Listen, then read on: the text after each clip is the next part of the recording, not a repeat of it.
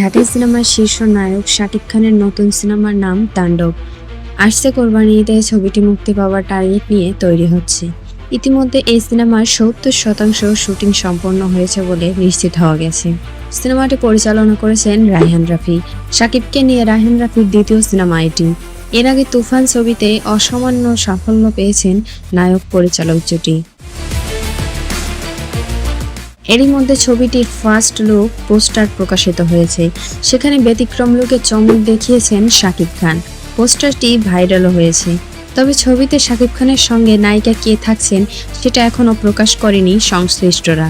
শোনা যাচ্ছে দেখা যেতে পারে জয়া আহসান, সাবিলা নূর, এমনকি ওপার বাংলার কোয়েল মল্লিকও। এই নামগুলোর কাউকেই নিশ্চিত করছেন না রাফি। তিনি বলেন, নায়িকার নাম আপাতত চমক হিসেবেই রেখেছি। পুরোদমে শুটিং চলছে। এরই মধ্যে ৭০% শুটিং সম্পন্ন হয়েছে। রাফি আরও বলেন, কয়েকদিনের মধ্যেই আরেকটা চমক নিয়ে হাজির হব দর্শকদের সামনে। এদিকে সিনেমার প্রযোজনা প্রতিষ্ঠান আলফা এর কর্ণধার শাহরিয়ার শাকিল নিশ্চিত করেছেন, তাণ্ডব ছবিতে শাকিবের সঙ্গে দেখা যাবে দুজন নায়িকাকে। কারা সেই দুজন তা জানা যাবে আরও পরে। ছবিটির একটি বিশেষ চরিত্রে অভিনয় করবেন বলে আলোচনায় এসেছে অভিনেতা আফরান নিশোর নাম।